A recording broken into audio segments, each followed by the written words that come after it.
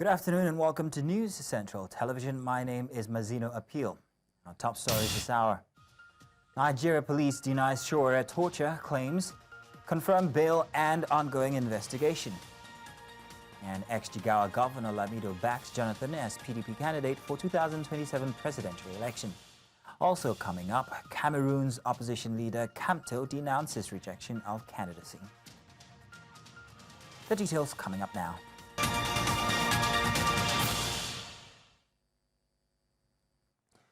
And you're welcome again. Now, the Nigeria police have clarified that Omoyele Sowore was lawfully arrested on credible allegations, including forgery and cyber-stalking, denying claims of torture or mistreatment in custody. The police, in a statement released by the Force Public Relations Officer Olumuyiwa Adejobi, highlighted Showore's refusal of 2 independent medical examinations offered during detention, claiming that his bandaged arm in circulated media and images was from before his arrest. The force affirmed that all actions were in strict compliance with legal procedures and a valid court remand. Sowore had been held at the police force headquarters in Abuja since Wednesday, following an investigation by the Inspector General of Police Monitoring Unit for questioning over allegations of forgery and criminal defamation. After over 7 hours of interrogation, authorities said they secured a court order to remand him. However, he was released late Friday. He expressed heartfelt thanks to his supporters, describing his detention as unjust, unwarranted, and entirely unlawful. Now, the Nigeria Civil Aviation Authority says the outcome of the controversy involving Fuji star Wasiu Ayinde, also known as Kwam 1, rests with the Attorney General of the Federation and the Inspector General of Police. This follows petitions filed against the musician after his confrontation with Value Jet officials at Nnamdi Azikiwe International Airport, Abuja, on August 5. Meanwhile, Minister of Aviation and Aerospace Development Festus Keyamo acknowledged the apology but confirmed the matter remains under official review. NCAA spokesman Michael Achimugu responded after Kwam 1 issued a public apology, calling the episode unfortunate and insisting he did not intend to disrupt airport operations or breach protocol. The incident is highly regrettable because I have contributed the better part of my life in the past 50 years to the growth and development of Nigeria, my country, art and culture, both in and out of the country. I've been a good ambassador of this great nation, in and out, in very many ways.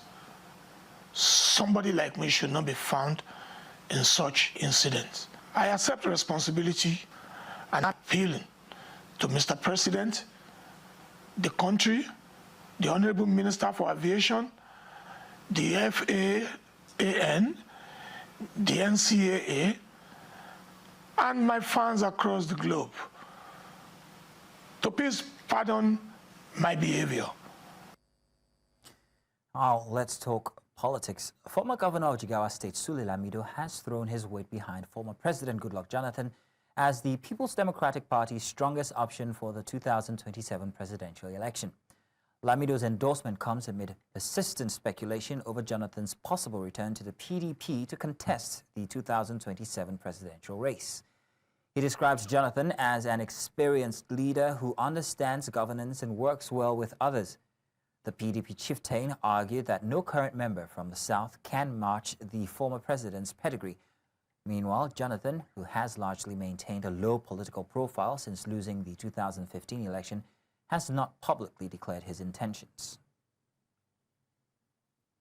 Meanwhile, the People's Democratic Party's National Working Committee has issued a stern warning to its members against endorsing President Bola Tinubu's bid for re-election in 2027. Recently, several PDP figures, including the FCT Minister Nyesom Wike, ex-Ekiti Governor Ayodele Fayose, and the Osun State Caucus, have expressed support for Tinubu, sparking controversy within the party. In a firm statement on Friday, PDP spokesperson Debo Ologunagba condemned these endorsements as anti-party activities, citing Section 10(6) of the PDP Constitution, which forbids members from action that undermine the party's unity and principles. The ruling sends a clear message: loyalty to the PDP comes before outside political alliances. And still talking politics, but now in Rivers State, where screening of candidates for the Rivers State local government has been conducted at the Independent Electoral Commission office in Port Harcourt. Now, the exercise, initially set for 2 days, was expressed or compressed into a single day midway through the process.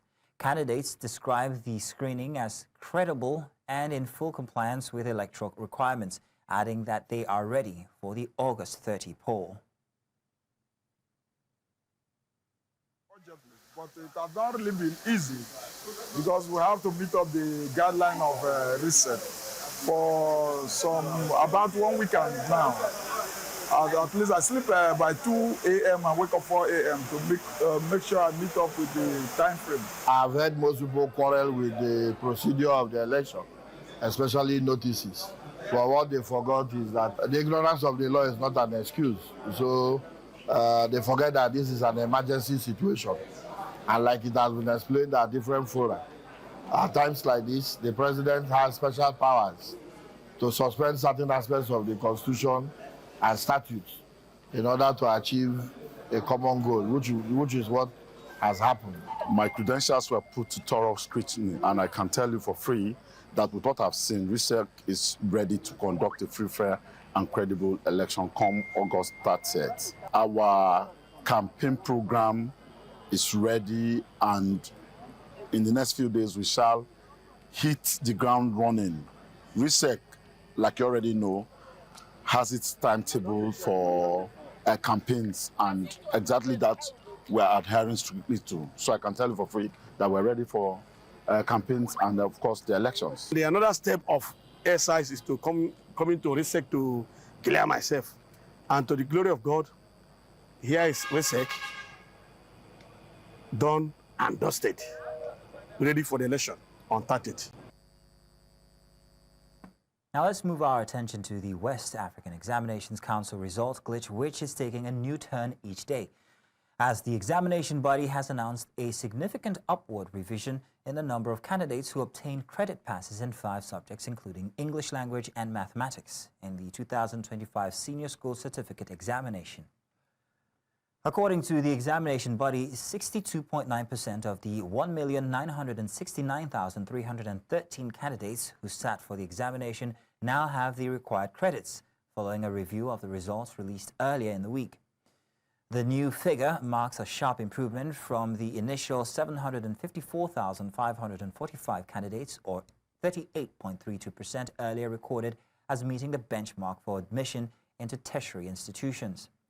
The new results show that between Monday, August the 4th, 2025 and Friday, August the 8th, 2025, a period of 4 days interval, 24.8%, which represents more than 400,000 of the candidates who have failed without the review, or could have failed without the review. Earlier, education consultant Professor Yomi Fawemi joined us on the news. Happened during JAM, which is another parastatal under the Federal Ministry of Education, was an exam was done, there were problems, the results was released, there was a lot of shout, and then there was a reversal and an apology. JAM, another parastatal under the Federal Ministry of Education, conducted an exam, released the results, there was some shouting, and then they went back to say, we made a mistake, and then the result changed. So if you take a systems approach to those two actions, you will realize that somebody is designing a script that is consistent between these two organizations. So it's not a question. So if you look at it as JAM, or if you look at it as WAEC, you will not really understand what exactly is playing out. There's a script being played out, and the script is following the same pattern. Let Nigerian students, almost 2 of them, write exams. Ensure you change something before the exams that potentially could lead to risk. Take very high-risk decisions that you might not have tested well, because a question somebody needs to ask is, JAM came out, and JAM was very wise. You know, when JAM came out with the apology, they claimed that they had to adopt a method that a national organization had used.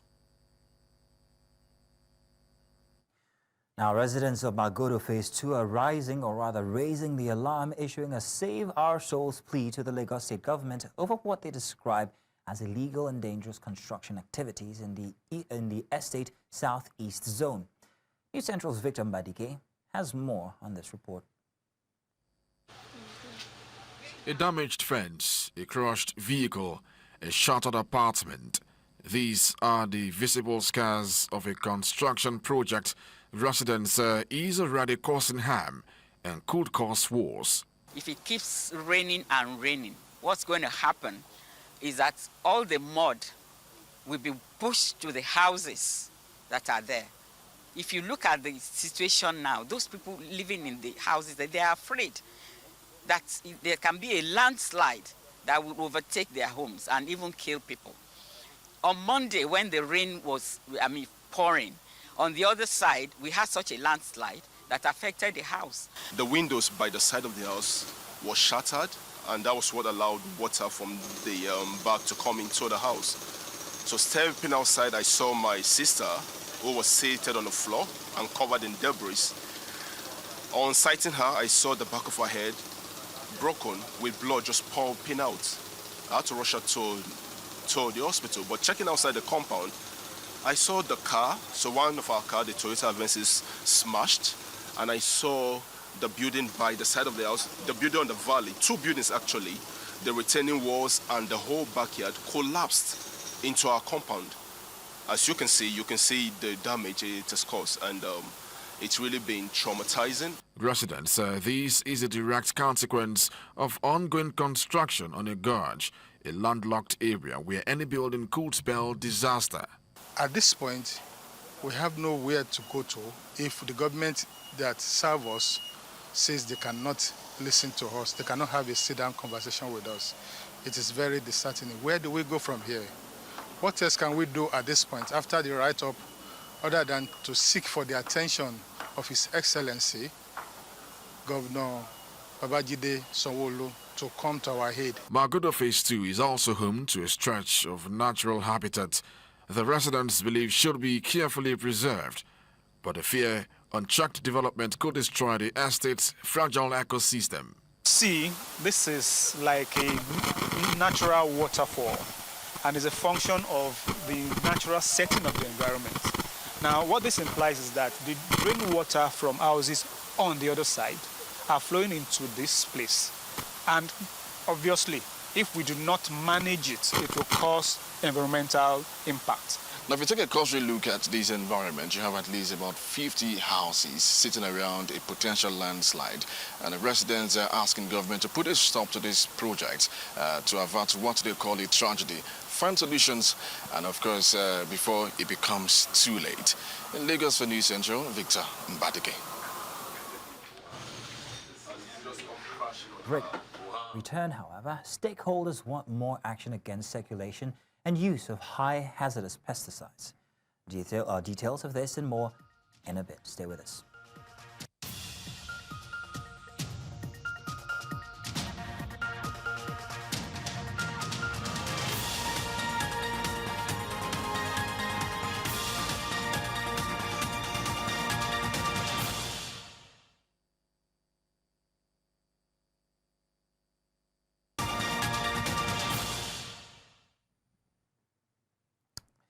Welcome back, and now let's go on to health matters.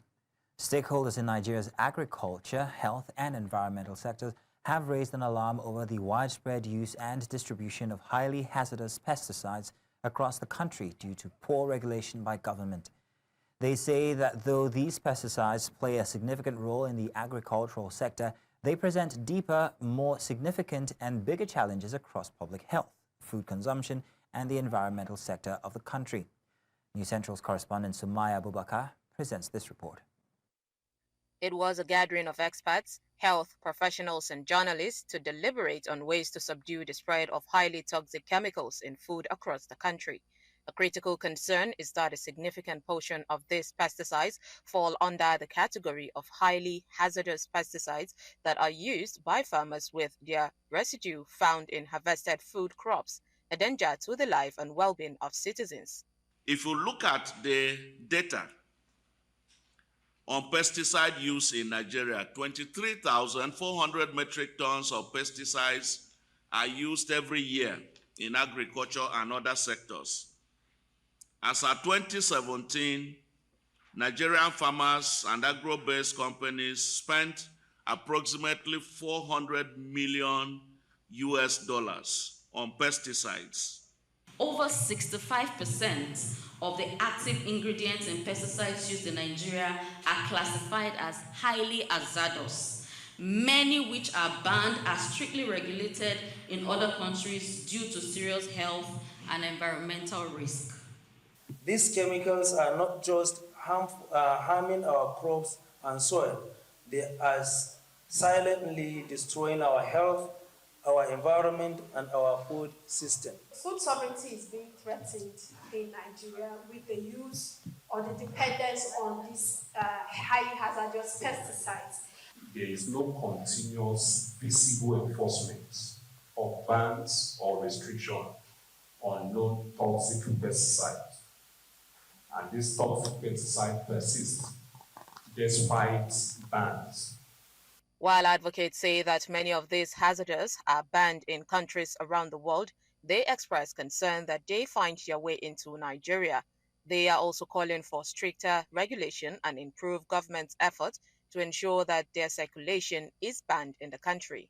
We call on NAFDAC and FCCPC to act swiftly, and we urge the National Assembly and Government Executive to stop importation, distribution of these toxic substances.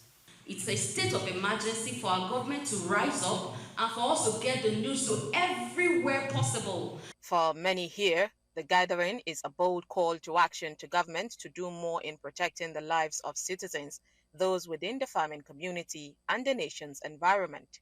In Abuja, for News Central, Sumaya Abubakar.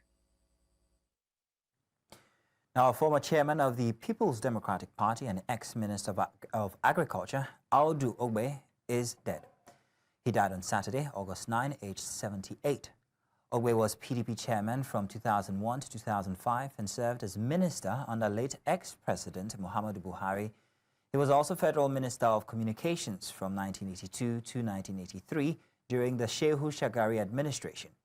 Ogbe's family announced in a statement said that he departed peacefully, leaving behind a legacy of integrity, service, and dedication to our nation and community.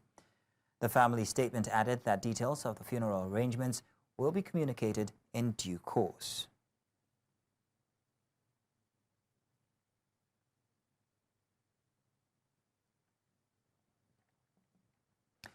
The Federal Capital Territory Administration says that it has commenced the process of awarding waste collection contracts in satellite towns across Abuja.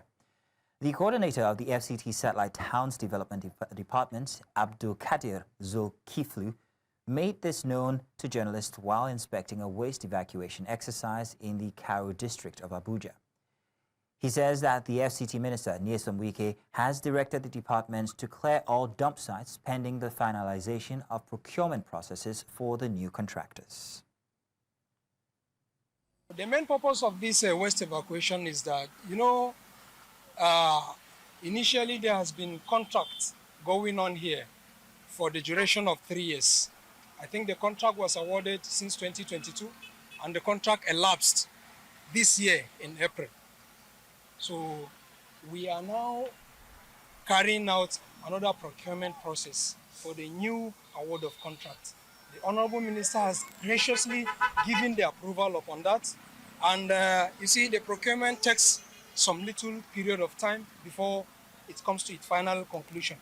And over the time, because of this gap that is in between, what we say, waste is a continuous generational act. So definitely the waste will be continually generating. And part of the measure that the Honorable Minister said that we should take is to bridge the gap between the procurement process and the award of new contract that will come. And as you can see here, the waste evacuation is taking place not under any contractor, but under the watch of the Satellite Towns Development Department, FCTA. The week following the interrogation of rights activist Omoyele Sowore, the police has come out to note that, well, they were within their rights. We brought that story to you earlier, and right now we are joined by Abiodun Bamigboye, Acting National Chairperson, Socialist Party of Nigeria, and Oyo State Coordinator of Campaign for Democratic and Workers' Rights.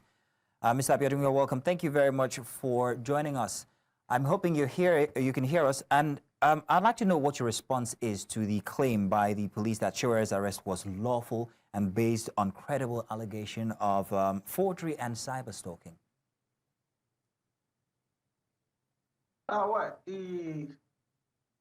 Good morning, and I want to believe you can hear me clearly. We can hear you. Go ahead. Yes, thank you. Let me say by also trying to echo, the position of Shore, that his arrest was not only illegal, but it was equally unlawful. And because when you look at the allegation leveled against him, cyberbullying, defamation, they are allegations that doesn't require Shore to be detained, for the number of hours that he spent under the police custody before the mass agitations and outrage of Nigerian working people forced the Nigerian police, to release him.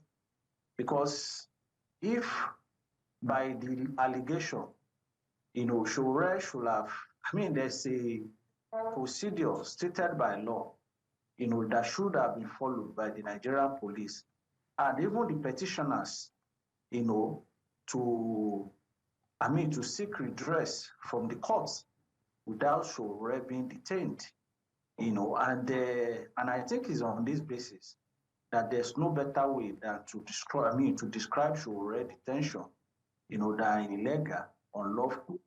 And I think one just have to commend Nigerians, that were part of that agitations and outrage, eventually forced, is released, and of course that is our position in Socialist Party of Nigeria. Okay then, what about your position on the claim from the Nigerian police that his broken arm was from before the arrest? Rights groups have reported that Shore's arm was broken during a forced transfer.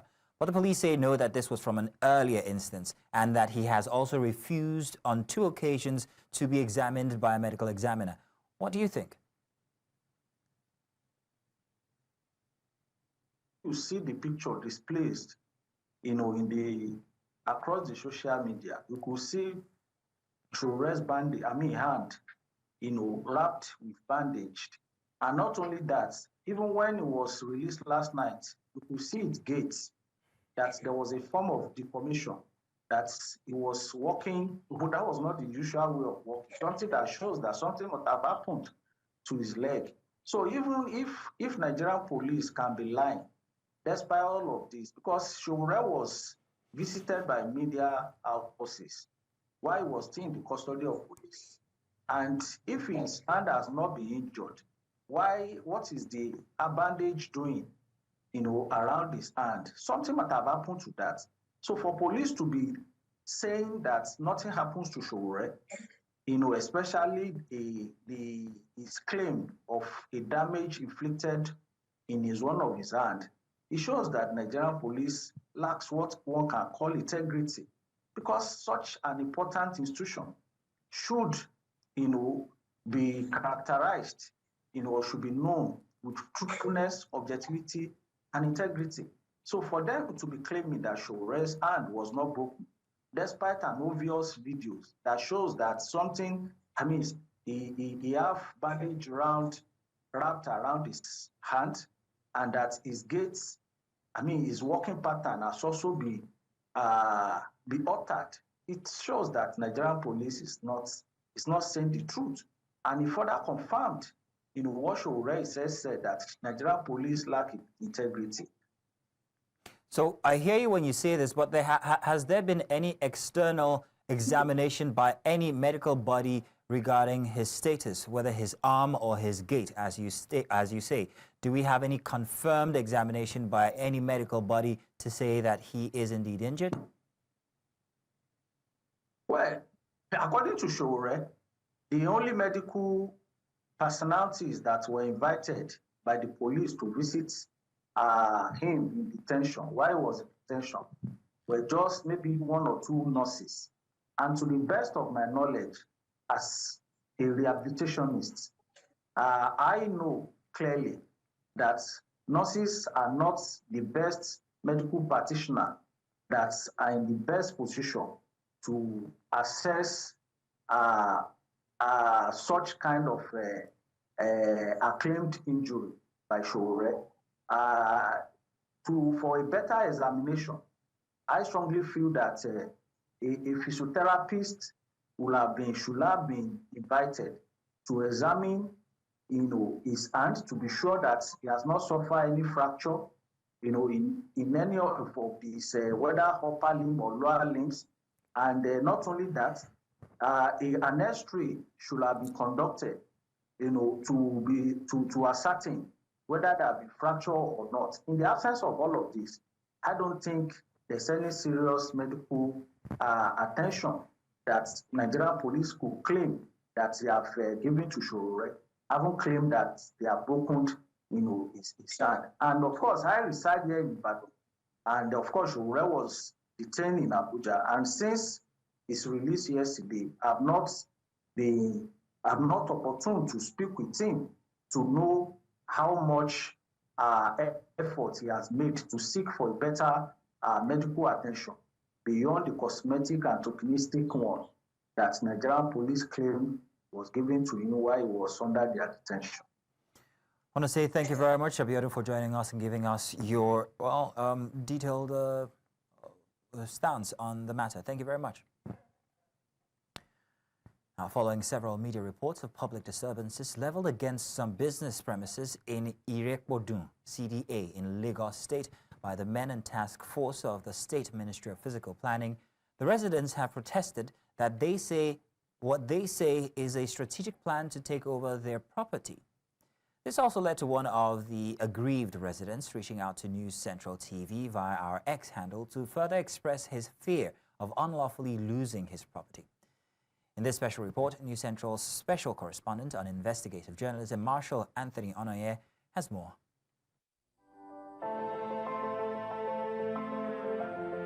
The residents of Irekpodun, CDA, in Lagos State have rallied behind one man, Adetunji Shobayede, who is the owner of a public lounge and hotel situated within the CDA, to raise alarm over what they describe as intimidation and oppression of their common social interest by one man known as Adewale Akomu through the use of state apparatus, alleging strategic takeover of their property. I just believe there might be a forceful intention of something, maybe forceful takeover of something, I don't know what mission, somebody's forceful taking something away from you. That is what I feel as a resident of this area. Don't just allow someone to be using the economic resources they have to be trampling on the rights of others. Everybody has freedom of association, freedom of movement, freedom of speech, freedom of conscience.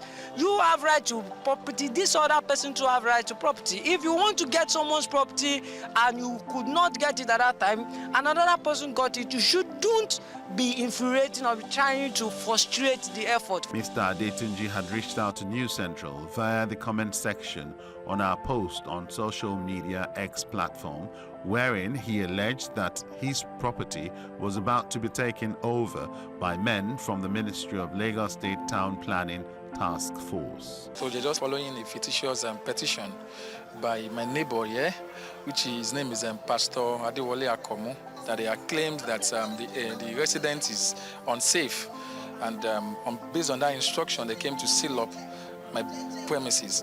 I see this as a plot, possibly to falsely take over my business. Do you understand? Because they had several intentions in the past to, buy off this place. Earlier, some print media had published stories stating that the members of the CDA had petitioned the Ministry of Town Planning over public and environmental disturbances emanating from the public lounge owned by Mr. Adetunji Shobayede. All the media complaints, none of them came to me to even proofread or verify all these claims, and they fly with them.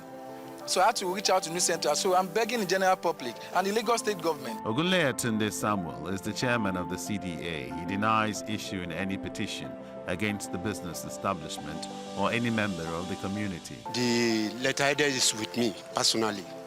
I don't even release any of our letterhead. If you have any letter to give someone else, I am the one who will go and print it. So let them bring the letter. The one who sign it.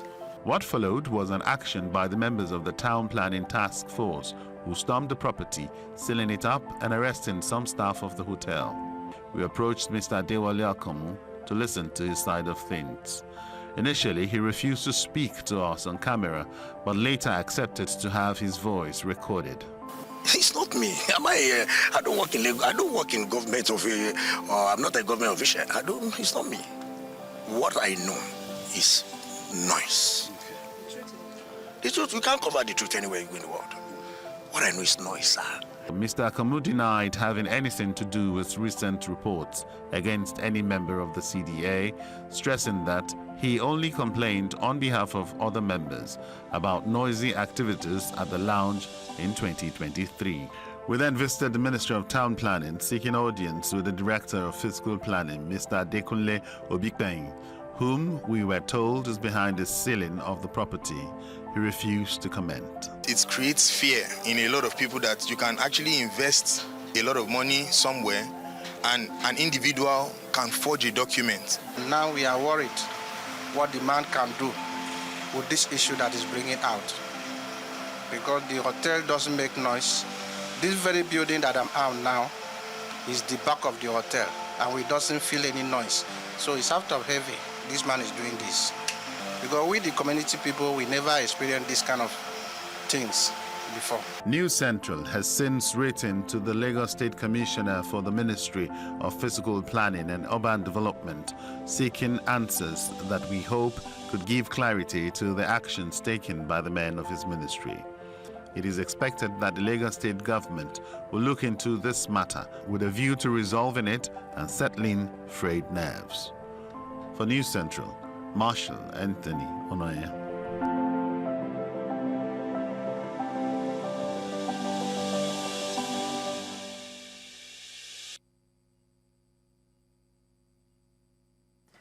Now coming up, Cameroon opposition leader Kamto denounces rejection of candidacy.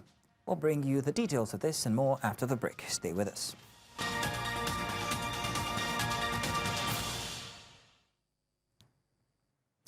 Hi, welcome back. Ghana is mourning the loss of 2 government ministers and 6 others following a fatal helicopter crash in the Ashanti region. President John Mahama has pledged a full investigation as the nation prepares for state funerals and reflects on the tragedy. Kathleen Ndomo here reports.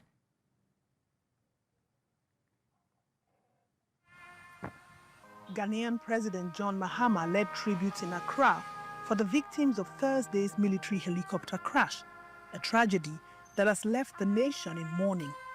The Z9 helicopter was carrying 8 people, including Defense Minister Edward Omane Boama and Environment Minister Ibrahim Motala Mohamed, when it went down in dense forest while returning from an illegal mining event in Obuasi. Mahama joined families, officials and friends at the solemn memorial, promising a full and transparent investigation. The black boxes, he confirmed, have already been recovered. We pray that God will touch their families. We pray that God will touch their mothers, their fathers, their wives, their children. It's a sad day to Ghana.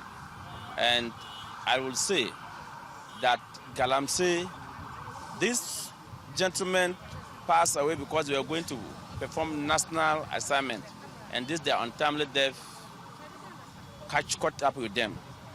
I want the country to use this opportunity to totally eradicate, eliminate Galamsey. The crash has reignited debate around Galamsey, the illegal mining activity the ministers were working to address. I'm still thinking that maybe they got lost in the forest and we should just go looking for them. Because Omane Boama, I spoke to him 3 days today. many, the pain remains raw. Gospel singer Bernice Ansah, a close friend of Boama's, described him as more than a minister, a father figure and supporter of her work. Dr. Omani Boama is like a father to me, a friend to me, a family member. I mean, I don't know what to say. He's everything to me. I called him last 4 days, and he told me he's going to travel. But when he come back, he will call me to come and see him at his place. I said, okay, no problem. Yesterday, around 9 o'clock to 10 o'clock, and then I heard the news that this thing that happened. Very, very painful. Very, very sad.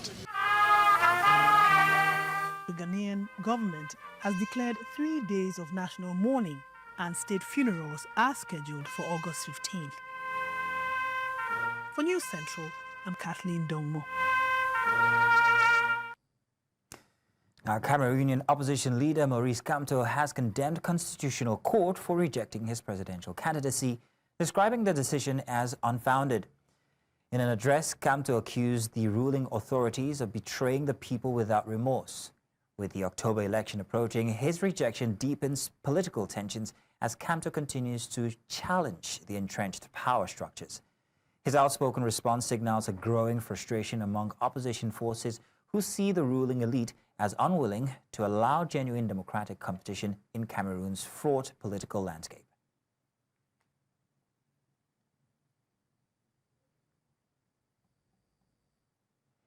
And Zimbabwe's latest move to ban second-hand clothes import has sparked fierce opposition from traders who warn it threatens their very livelihoods.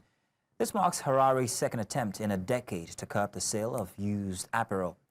The initial ban in 2015 was swapped for heavy import duties in 2017 after pushback from various quarters. Now, with the government renewing its tough stance, many fear their businesses and incomes face serious jeopardy, highlighting the ongoing struggle between policy efforts and the realities of everyday Zimbabweans. The debate over second-hand clothes continues to divide the nation.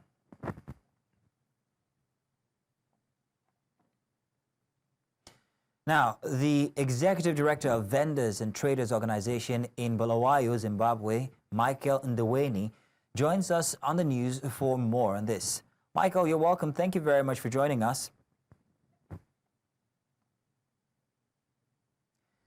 Now, Michael, I hope you can hear. Grand. So, Michael, I'm aware there's going to be a little bit of a delay, so I'll factor that in.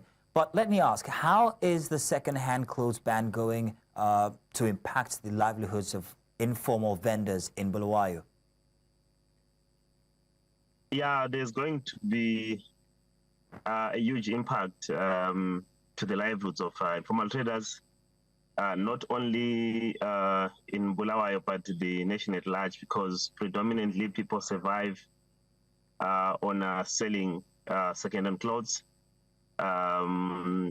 because there is a limited opportunity in terms of access to employment. So people have found a refuge in selling second-hand clothes and also other products. So the impact of banning will surely be felt across the country, and also even those that may be the lowest income earners may struggle to access clothing because this is within the reach of many. And if you go to the big shops, people may not be able to afford. So there is a huge impact indeed. So there is need then to really ensure that you balance the enforcement of the law and also the issues of livelihoods. And that's what we are calling for at the moment. Now, Michael, what measures will your members be taking to cope with these losses, these loss of income if the ban is affected? What we have been trying to do, and that we're going to do, is that we have been trying also to create alternatives for our members, trying to support them to set up enterprise around the garment construction, around the making of clothes. So we've been saying they can come into groups and start producing the locally produced goods and push to the market. That's what we're trying to do. and also are trying to negotiate with government to have a phased kind of approach in terms of the ban, not the blanket ban, but to ensure that it's gradual as people begin to produce locally, but at the same time also gradually the government introducing the elimination of some sort. But the blanket ban would have far-reaching consequences to informal traders. So in short, we want government to a lenient, gradual approach, but also support local production, support groups that are trying to produce garments local. And then if then we feel that at least now the semblance of availability of locally produced goods in the market and people can afford, and then there will be that kind of a ban. But upward ban, kind of knee-jerk, would really have a serious knock to the livelihoods of people that are surviving on selling. Well, Michael, what about the government's claim? The government claims that the ban is necessary to revive local textile industry and formal businesses. How do you respond to that? Yeah, I've just said that I think there has to be a gradual process. The government could be putting efforts around reviving the textile industry, yes. But it's not like an event, it's a process. So in my view, I think that a phased kind of approach would do. Yes, we want also to promote the growth of the local textile industry, but it doesn't happen overnight. So it has to be systemic in my view and ensure that at least there's a gradual ban, and even put the timeline and say in the next 2 years, at least our textile industry will have grown by, say, 2% as an example.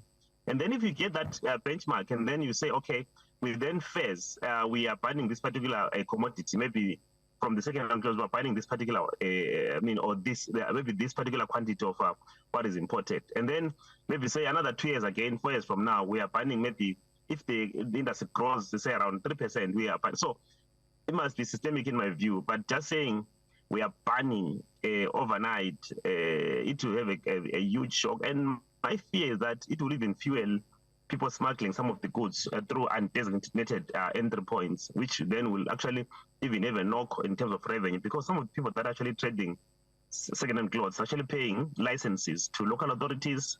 They are licensed traders.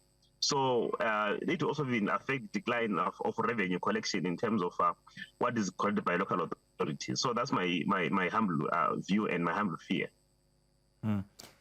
Michael Ndweni, I want to say thank you very much for joining us to have this conversation. Thank you so much.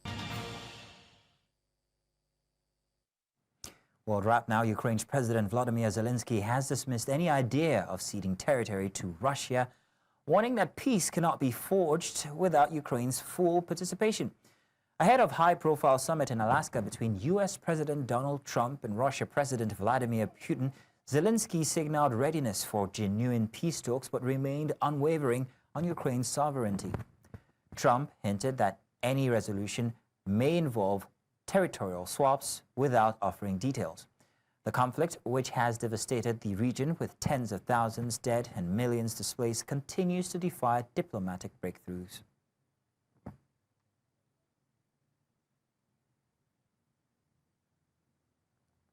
Now that's all this hour. But before we go, let's take another look at some of the major stories. Nigeria police has denied Shore torture claims, confirmed bail and ongoing investigation. And ex-Jigawa Governor Lamido is fronting for Jonathan as PDP candidate for 2027 presidential election. We're also told that Cameroon's opposition leader Kamto has denounced rejection of candidacy. Now, to remember, you may send your eyewitness reports to the WhatsApp number on your screens now. And do follow us on social media. We're at News Central TV. You can watch News Central live on DSTV channel 422, GoTV channel 23, Star Times 274, Avo TV, and of course on YouTube. Many thanks for watching. My name is Mazino Appeal.